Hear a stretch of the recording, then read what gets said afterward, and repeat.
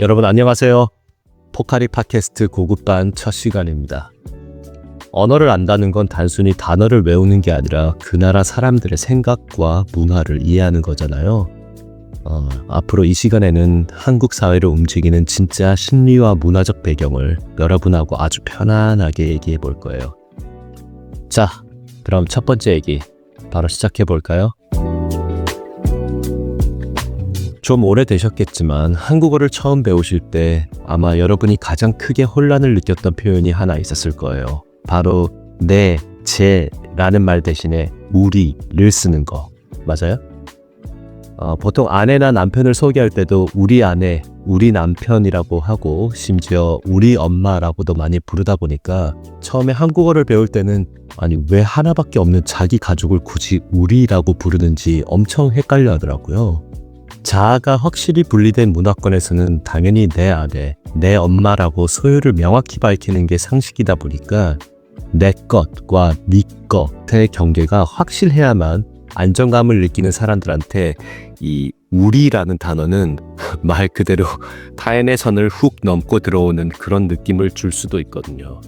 자, 그렇다면 한국인은 왜 이렇게 개인의 영역을 지우고 우리라는 묶음에 집착하는 걸까요? 사실 이걸 이해하려면 한국의 전통적인 농경사회와 촌락 공동체 문화를 깊이 들여다봐야 하는데 과거 한국은 한 마을에서 다 같이 벼농사를 짓어 살았잖아요.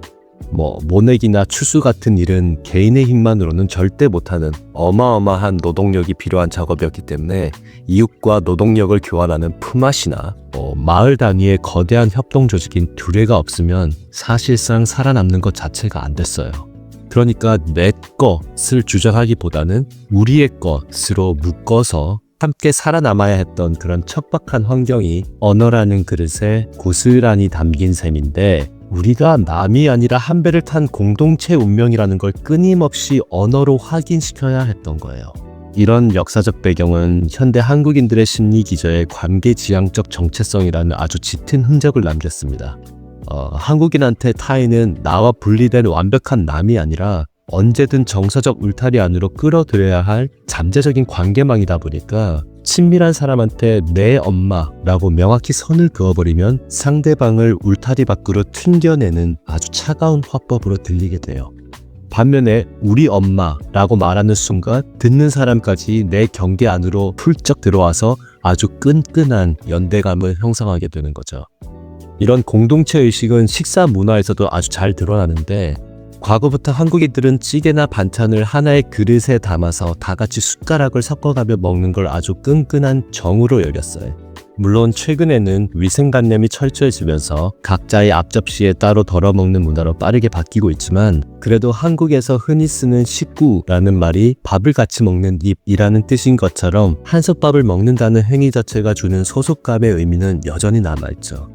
하지만 이 우리라는 문화가 항상 좋은 점만 있는 건 아니에요. 경계가 없다는 건 반대로 생각하면 개인의 프라이버시가 존중받기 어렵다는 뜻이기도 한데 한국 사회에서 흔히 볼 수 있는 오지랖 문화가 이 우리에서 출발합니다.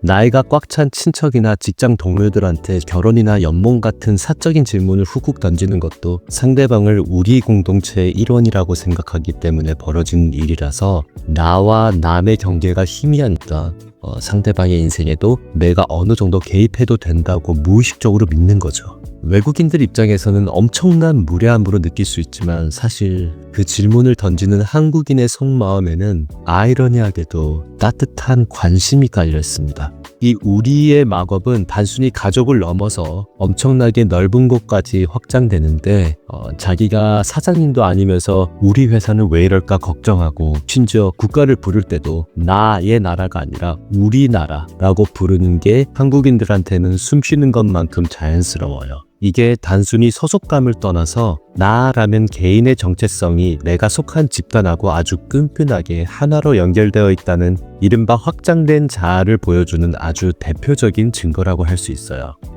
이걸 서양의 문화랑 비교해보면 그 차이가 훨씬 더 선명해지는데 영어 같은 서양 언어들을 보면 철저하게 나를 중심에 놓고 세상을 보잖아요.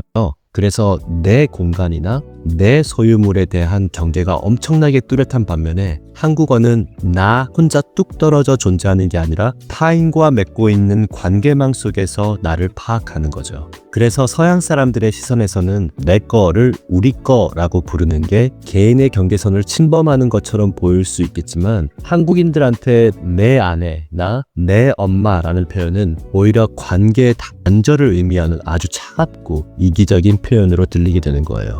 하지만 진짜 흥미로운 건 이렇게 견고했던 우리라는 초롱성에도 최근 들어서 거대한 변화의 바람이 불고 있다는 거예요. 사회가 점점 파편화되고 개인의 취향이나 독립성을 엄청나게 중시하는 시대가 오다 보니까 옛날처럼 무조건 집단을 위해서 개인을 희생하거나 억지로 뭉치는 문화보다는 나 자신의 경계선을 지키려는 성향이 훨씬 더 강해졌거든요. 그래서 예전에는 정이라는 이름으로 당연하게 넘어갔던 참견들이 이제는 선을 넘는 무례함으로 받아들여지기도 하고 인간관계에서도 적당한 거리를 유지하려는 사람들이 정말 많아졌어요. 보통 언어는 그 시대를 사는 사람들의 거울이라고 하잖아요.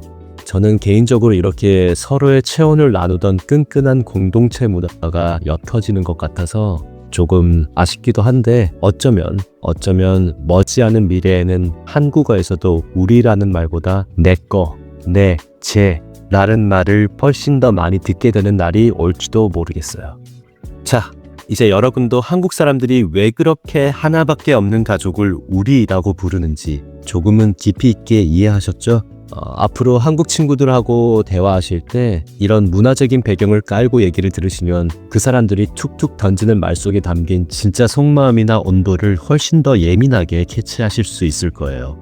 기회가 된다면 오늘 배운 것처럼 굳이 선을 긋지 않고 우리라는 말을 자연스럽게 한번 섞어서 대화해 보세요. 아마 상대방이 겉으로는 티를 안 내도 속으로는 엄청 반가워할 겁니다. 네, 오늘 준비한 깊이 있는 한국어 팟캐스트는 여기까지고요.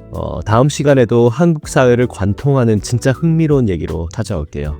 끝까지 함께 해주셔서 진짜 고마워요. 편안한 시간 보내세요. 감사합니다. 안녕히 계세요.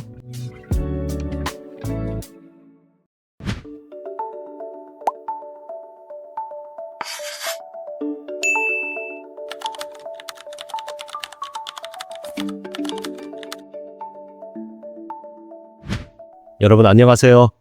포카리 팟캐스트 고급반 첫 시간입니다. 언어를 안다는 건 단순히 단어를 외우는 게 아니라 그 나라 사람들의 생각과 문화를 이해하는 거잖아요.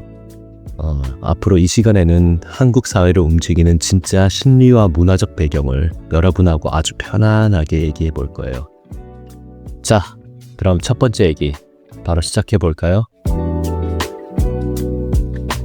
좀 오래되셨겠지만 한국어를 처음 배우실 때 아마 여러분이 가장 크게 혼란을 느꼈던 표현이 하나 있었을 거예요. 바로 내, 제 라는 말 대신에 우리를 쓰는 거.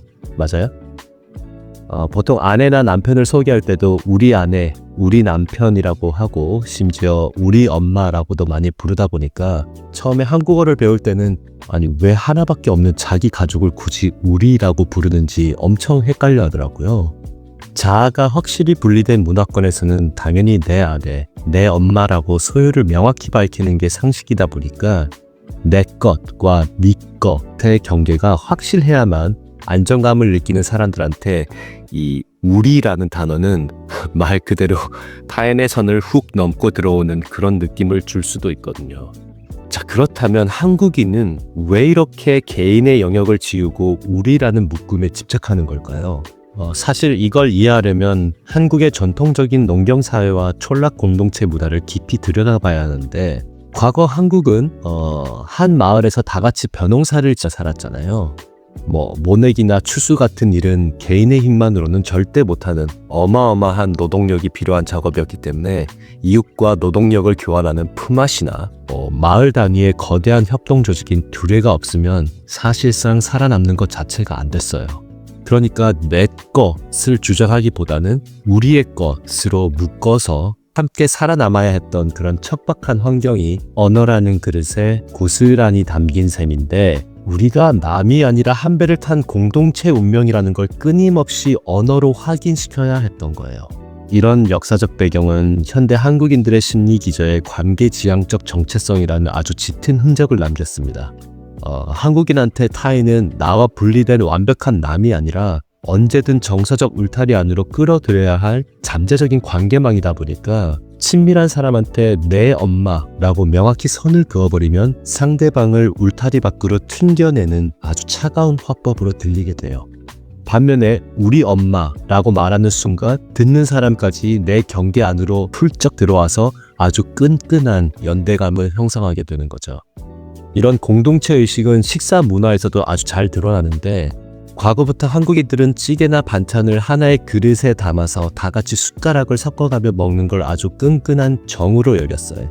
물론 최근에는 위생관념이 철저해지면서 각자의 앞접시에 따로 덜어먹는 문화로 빠르게 바뀌고 있지만 그래도 한국에서 흔히 쓰는 식구라는 말이 밥을 같이 먹는 입이라는 뜻인 것처럼 한솥밥을 먹는다는 행위 자체가 주는 소속감의 의미는 여전히 남아있죠. 하지만 이 우리라는 문화가 항상 좋은 점만 있는 건 아니에요. 경계가 없다는 건 반대로 생각하면 개인의 프라이버시가 존중받기 어렵다는 뜻이기도 한데 한국 사회에서 흔히 볼 수 있는 오지랖 문화가 이 우리에서 출발합니다. 나이가 꽉 찬 친척이나 직장 동료들한테 결혼이나 연봉 같은 사적인 질문을 훅훅 던지는 것도 상대방을 우리 공동체의 일원이라고 생각하기 때문에 벌어지는 일이라서 나와 남의 경계가 희미하니까 상대방의 인생에도 내가 어느 정도 개입해도 된다고 무의식적으로 믿는 거죠. 외국인들 입장에서는 엄청난 무례함으로 느낄 수 있지만 사실 그 질문을 던지는 한국인의 속마음에는 아이러니하게도 따뜻한 관심이 깔려 있습니다. 이 우리의 마법은 단순히 가족을 넘어서 엄청나게 넓은 곳까지 확장되는데 자기가 사장님도 아니면서 우리 회사는 왜 이럴까 걱정하고 심지어 국가를 부를 때도 나의 나라가 아니라 우리나라라고 부르는 게 한국인들한테는 숨쉬는 것만큼 자연스러워요. 이게 단순히 소속감을 떠나서 나라면 개인의 정체성이 내가 속한 집단하고 아주 끈끈하게 하나로 연결되어 있다는 이른바 확장된 자아를 보여주는 아주 대표적인 증거라고 할 수 있어요. 이걸 서양의 문화랑 비교해보면 그 차이가 훨씬 더 선명해지는데 영어 같은 서양 언어들을 보면 철저하게 나를 중심에 놓고 세상을 보잖아요. 그래서 내 공간이나 내 소유물에 대한 경계가 엄청나게 뚜렷한 반면에 한국어는 나 혼자 뚝 떨어져 존재하는 게 아니라 타인과 맺고 있는 관계망 속에서 나를 파악하는 거죠. 그래서 서양 사람들의 시선에서는 내 거를 우리 거라고 부르는 게 개인의 경계선을 침범하는 것처럼 보일 수 있겠지만 한국인들한테 내 아내나 내 엄마라는 표현은 오히려 관계의 단절을 의미하는 아주 차갑고 이기적인 표현으로 들리게 되는 거예요. 하지만 진짜 흥미로운 건 이렇게 견고했던 우리라는 초롱성에도 최근 들어서 거대한 변화의 바람이 불고 있다는 거예요. 사회가 점점 파편화되고 개인의 취향이나 독립성을 엄청나게 중시하는 시대가 오다 보니까 옛날처럼 무조건 집단을 위해서 개인을 희생하거나 억지로 뭉치는 문화보다는 나 자신의 경계선을 지키려는 성향이 훨씬 더 강해졌거든요. 그래서 예전에는 정이라는 이름으로 당연하게 넘어갔던 참견들이 이제는 선을 넘는 무례함으로 받아들여지기도 하고 인간관계에서도 적당한 거리를 유지하려는 사람들이 정말 많아졌어요. 보통 언어는 그 시대를 사는 사람들의 거울이라고 하잖아요. 저는 개인적으로 이렇게 서로의 체온을 나누던 끈끈한 공동체 문화가 옅어지는 것 같아서 조금 아쉽기도 한데 어쩌면 머지않은 미래에는 한국어에서도 우리라는 말보다 내 거, 내, 제 라는 말을 훨씬 더 많이 듣게 되는 날이 올지도 모르겠어요. 자, 이제 여러분도 한국 사람들이 왜 그렇게 하나밖에 없는 가족을 우리라고 부르는지 조금은 깊이 있게 이해하셨죠? 앞으로 한국 친구들하고 대화하실 때 이런 문화적인 배경을 깔고 얘기를 들으시면 그 사람들이 툭툭 던지는 말 속에 담긴 진짜 속마음이나 온도를 훨씬 더 예민하게 캐치하실 수 있을 거예요. 기회가 된다면 오늘 배운 것처럼 굳이 선을 긋지 않고 우리라는 말을 자연스럽게 한번 섞어서 대화해 보세요. 아마 상대방이 겉으로는 티를 안 내도 속으로는 엄청 반가워할 겁니다. 네, 오늘 준비한 깊이 있는 한국어 팟캐스트는 여기까지고요. 다음 시간에도 한국 사회를 관통하는 진짜 흥미로운 얘기로 찾아올게요. 끝까지 함께 해주셔서 진짜 고마워요. 편안한 시간 보내세요. 감사합니다. 안녕히 계세요.